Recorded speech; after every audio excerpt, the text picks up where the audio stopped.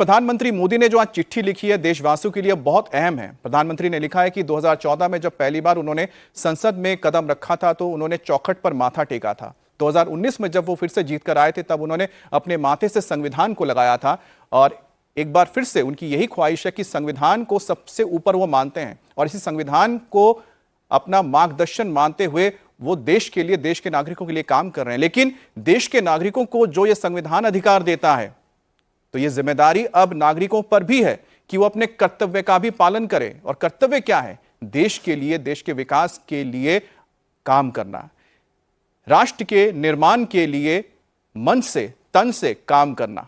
और यही वजह है कि प्रधानमंत्री मोदी का जो ये पत्र है अपने कई मायनों में अहम इसलिए हो जाता है क्योंकि प्रधानमंत्री मोदी ने एक बार फिर से जिक्र किया था कि 2047 का जो सपना उसे पूरा करना है, जब वो ध्वजारोहण करने के लिए अयोध्या गए थे। तो इस वक्त आप तस्वीरें देख रहे हैं जहां पर पूरा सेंट्रल हॉल खचाखच भरा हुआ है। तमाम इसमें डिग्नेटरीज मौजूद हैं। इंतजार हो रहा है यहां पर राष्ट्रपति का। जैसे ही राष्ट्रपति द्रौपदी मुर्मू पहुंचेंगी उसके बाद ही यहां पर संबोधन होगा उनका और आज का यह कार्यक्रम शुरू होगा। बिल्कुल, ये सीधी तस्वीरें हम आपको दिखा रहे हैं। 76वां संविधान दिवस आज देश मना रहा है और आज का दिन भी बेहद विशेष है और यही कारण है कि सेंट्रल हॉल में दोनों ही हाउसेस के जो मेंबर्स हैं वो इस वक्त मौजूद हैं। इसके अलावा नेता प्रतिपक्ष राहुल गांधी, मल्लिकार्जुन खड़गे आपको तस्वीरों में अभी थोड़ी देर पहले नजर आए थे। प्रधानमंत्री नरेंद्र मोदी की मौजूदगी है। इसके अलावा उपराष्ट्रपति मौजूद हैं। इस कार्यक्रम की अध्यक्षता देश की राष्ट्रपति द्रौपदी मुर्मू करेंगी। वही कार्यक्रम को संबोधित भी करेंगी। उन्हीं का इंतजार हो रहा है और उनके आगमन के साथ ही कार्यक्रम की शुरुआत होगी। लेकिन सबसे खास बात यह है कि प्रधानमंत्री नरेंद्र मोदी की तरफ से संविधान दिवस के मौके पर एक पत्र देशवासियों के नाम लिखा गया और उस पत्र में प्रधानमंत्री नरेंद्र मोदी ने बताया कि इस बार का जो संविधान दिवस है वो क्यों खास है, कैसे सरदार वल्लभ भाई पटेल और भगवान बिरसा मुंडा की 150वीं जयंती के मौके पर यह संविधान दिवस मनाया जा रहा है। इसके अलावा वंदे मातरम की 150वीं वर्षगांठ का भी ये पावन वर्ष है। इस साथ ही गुरु तेग बहादुर की 350वीं शहादत वर्षगांठ के साथ ही ये संयोग संविधान दिवस के 76वें वर्ष को मनाने का आया है। और उसको लेकर प्रधानमंत्री नरेंद्र मोदी ने कहा कि महान जो देश की हस्तियां रहीं जिन्होंने महत्वपूर्ण भूमिका देश की आजादी के लिए निभाई और अनुच्छेद 51A के तहत भारत के जो कर्तव्यों का व्याख्यान भी इसमें किया गया है, तो उसी को याद दिलाते हुए प्रधानमंत्री ने कहा कि हमारे लिए ये बहुत जरूरी है कि हम अपने अधिकारों को जानें और अपने कर्तव्यों का निर्वहन करें, सामाजिक और आर्थिक प्रगति की नींव रखें और उसी के आधार पर इसे सच्चा श्रद्धांजलि मानी जाएगी और तभी कहा जाएगा कि हम अपने संविधान के नियमों का पालन कर रहे हैं।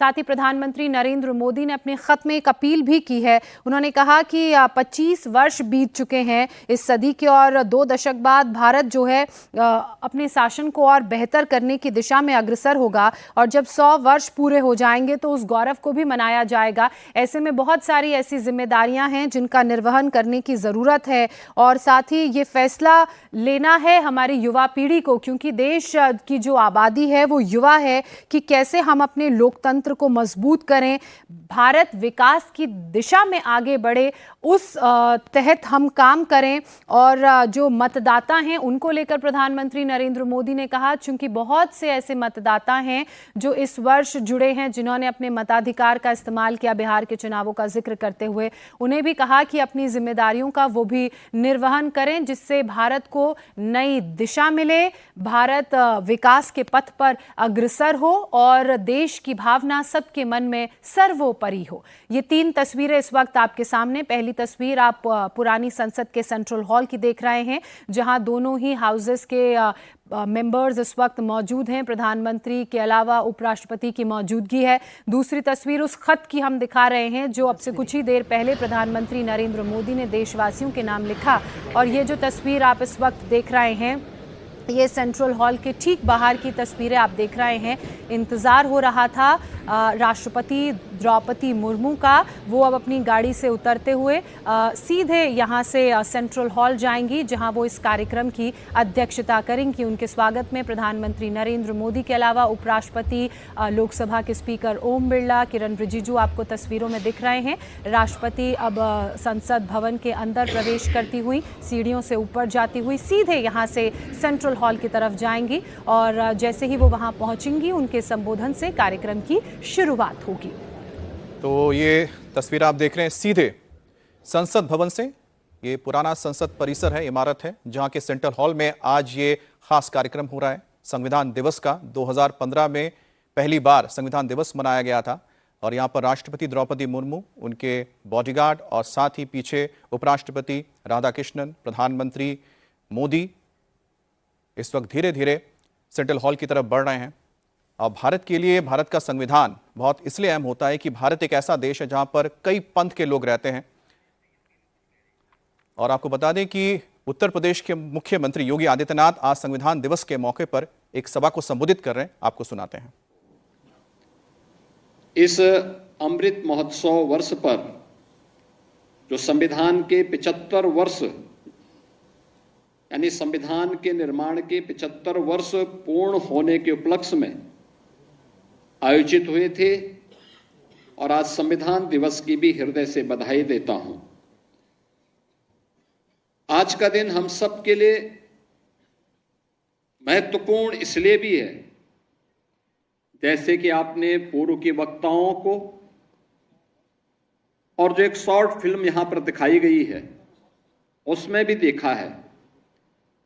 भारत का संविधान 1946 में हुए संविधान सभा के चुनाव के उपरांत गठित एक संविधान सभा ने भारत के संविधान का निर्माण किया था, जिसकी अध्यक्षता डॉक्टर राजेंद्र प्रसाद जी, जो बाद में भारत के राष्ट्रपति बने, उनकी अध्यक्षता में बनी हुई संविधान सभा ने जो अलग अलग समितियां बनाई थी, उसमें ड्राफ्टिंग कमेटी के अध्यक्ष के रूप में इस संविधान को कितने धाराओं में, कितने उपबंधों में कैसे संयोजित करना है, उस